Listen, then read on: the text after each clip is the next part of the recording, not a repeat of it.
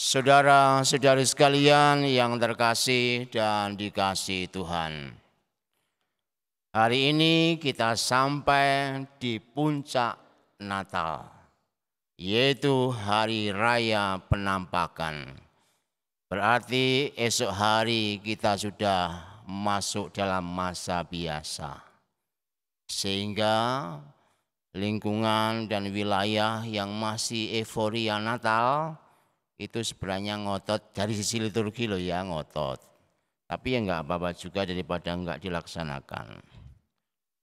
Namun yang lebih penting daripada itu adalah Tuhan yang lahir sebagai manusia nampak pada para majus atau para sarjana. Makna apa yang bisa kita petik dari sini? Sebelum kita melewati Natal ini dengan dipuncaki penampakan, mari kita lihat beberapa detail kecil seputar peristiwa tersebut. Yang pertama, bintang. Bintang adalah realita alam yang biasa. Kita tiap malam juga melihatnya. Sinarnya terlihat hanya seperti kunang-kunang yang tidak mencolok mata. Tempatnya jauh di angkasa sehingga tampak kecil saja. Malam yang gelap tak mungkin tersibak oleh cahayanya. Namun bagi para bijak, dalam yang biasa selalu dapat ditemukan makna yang istimewa. Inilah misteri hidup yang tidak terduga. Meski kecil, hanya kerlap-kerlip, ternyata telah menuntun arah tujuan hidup mereka. Begitu melihat bintang itu, segala-galanya ditinggalkannya. Aral rintangan, jerih payah dan perjalanan yang rumit tidak menyurutkan langkah kaki mereka. Tidak ada yang lebih penting selain menemukan Sang Mesias yang lahir di tengah dunia. Dari sini kita belajar bahwa Natal ternyata nampak melalui jalan kecil berupa bintang belaka. Hal ini menjadi tanda jalan Tuhan itu acap kali susah dimengerti akibat dosa. Namun para majus telah mengajarkan kepada kita bahwa di setiap gelap pekat sekalipun selalu ada bintang yang menuntun arah tujuan. Yang dibutuhkan di sini hanyalah kesetiaan iman untuk terus berjalan. Tuhan akan menyelamatkan semua orang terwujud dalam penampakan ini. Tetapi hanya orang-orang yang mau mengikuti kehendaknya saja yang bisa menjumpainya. Inilah arti penting kenapa bintang yang kecil itu menuntun jalan mereka. Supaya kita paham bahwa hidup itu juga tidak mudah. Hanya orang yang mau mengikuti kehendaknya saja yang akan bisa bertemu dengan Tuhan yang dilahirkan dalam Natal. Kemudian yang kedua, bayi lemah. Kini mari kita mengarahkan plot cerita di kandang domba. Jadi fokus kita di kandang. Sebelum kandang ini dibongkar besok ya. Ini kita renungkan sejenak. Coba simak sejenak. Para majus datang dari jauh. Penuh perjuangan yang berat untuk sampai ke sana. Logika umumnya adalah mereka akan bertemu dengan bayi yang hebat dan terhormat. Namun apa yang mereka lihat? Bayi lemah dengan palungan sebagai alas tidurnya. Pengunjungnya hanyalah para gembala domba yang tidak diperhitungkan di dalam masyarakat saat itu. Mungkinkah Raja kemuliaan, Sang Mesias, penentu masa depan manusia, lahir dalam kemiskinan separah ini? Jalan untuk menemukannya sungguh amat sulit. tetapi hasil yang didapat tidak sesuai harapan. Namun yang mencengangkan adalah para Majus memiliki suasana hati yang sungguh sangat beda. Begitu kaki mereka terhenti di kandang atas petunjuk bintang itu, hati mereka sangat bersuka cita, indah tidak terkira. Bintang kecil itu telah mengubah gelap gulita kesedihan menjadi terang sukacita.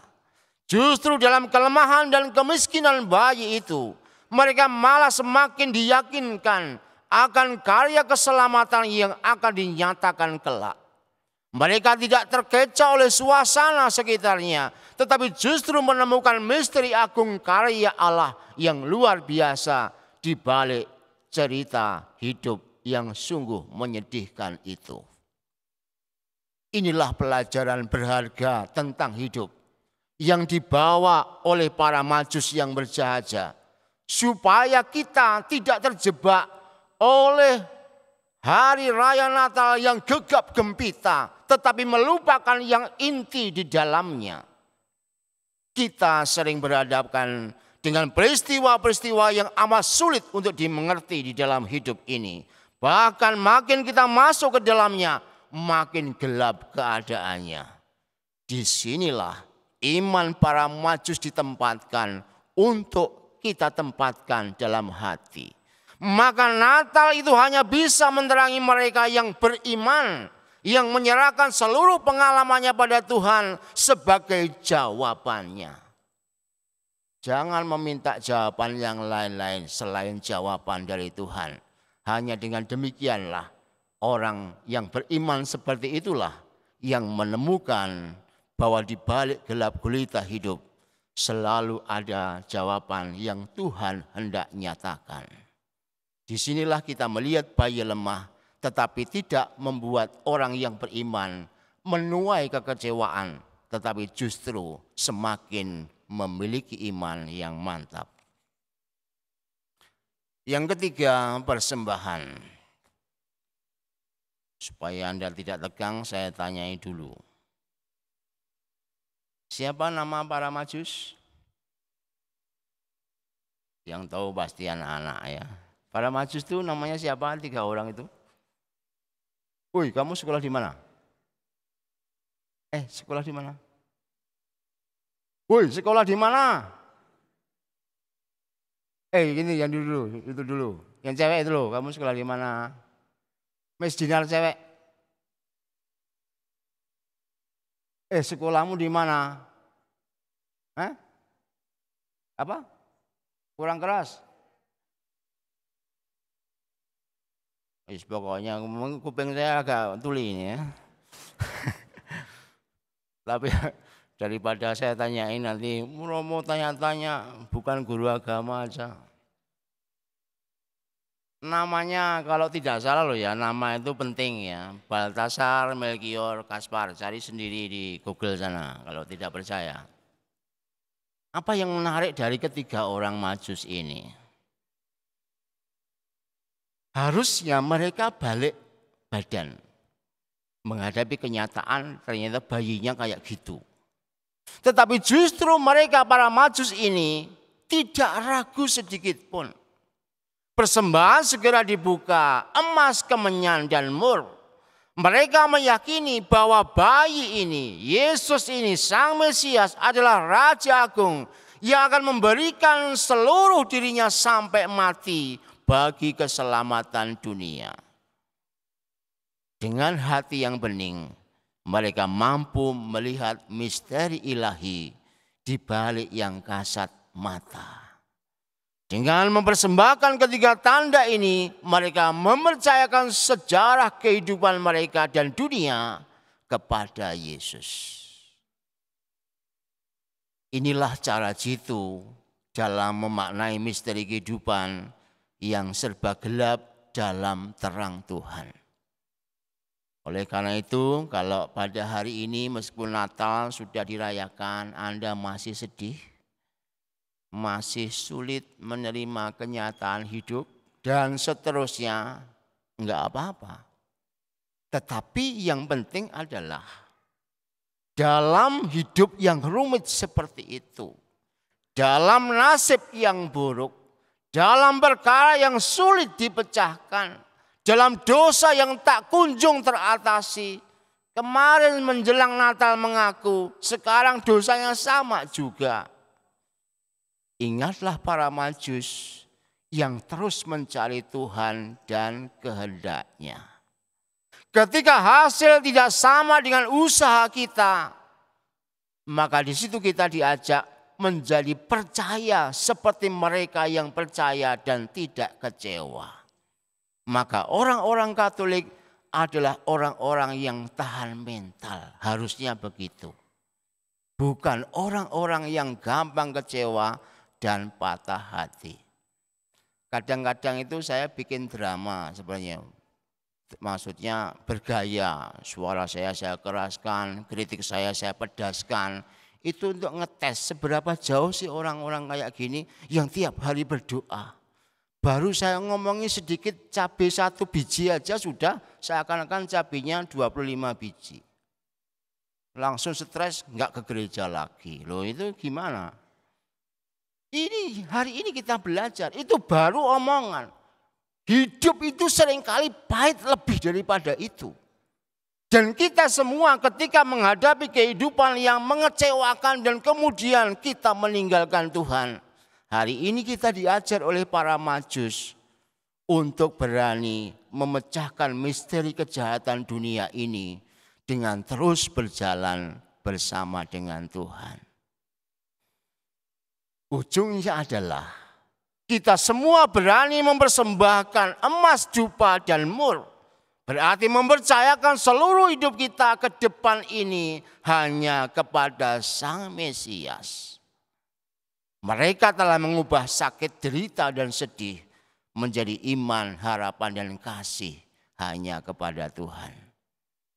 Dalam kisah hidupnya yang amat sulit, sebagai penutup permenungan hari ini, kita melihat Teresia dari kanak-kanak Yesus yang selalu mempersembahkan bunga mawar kepada Tuhan. Ingat bunga mawar, bunganya begitu indah, sedap dipandang mata, tetapi tangkainya penuh dengan duri-duri. Itu mau menandakan bahwa hatinya dipenuhi cinta dan keindahan seperti bunga mawar itu. Meski di bawah itu semua, dia mengalami pengalaman hidup duri derita yang sungguh tak tertanggungkan. Sampai pada akhirnya ia bisa mengatakan, kalau memang engkau masuk neraka, Yesus kekasihku, aku juga mau.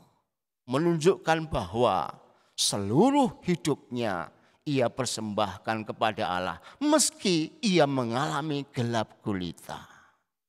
Dari sini hidup yang gelap pekat sekalipun, apabila dilalui dengan iman yang dipersembahkan bagaikan bunga mawar, meskipun tetap membuat kita menderita, akan memberikan sukacita ilahi yang tidak terkatakan. Moga-moga perayaan Natal ini kita semua bisa menemukan bayi Yesus yang lemah di palungan itu dan membuat kita seperti para Majus mempersembahkan kehidupan kita semua, meski mungkin sekarang belum kelihatan benang kusutnya yang bisa kita tarik, tetapi dalam iman akan Tuhan, pada akhirnya sukacita akan kita temukan. Percayalah pada Tuhan yang lahir di kandang itu, Dialah yang menyelamatkan kita dan membawa kita kepada kemuliaan. Moga-moga Anda yang pergi ke gereja hari ini bukan menjadi orang-orang yang gampang patah semangat, tetapi sungguh-sungguh pantang mundur untuk menancapkan dalam hati, sampai akhir hidupku hanya Tuhan yang penting untuk aku. Tuhan memberkati.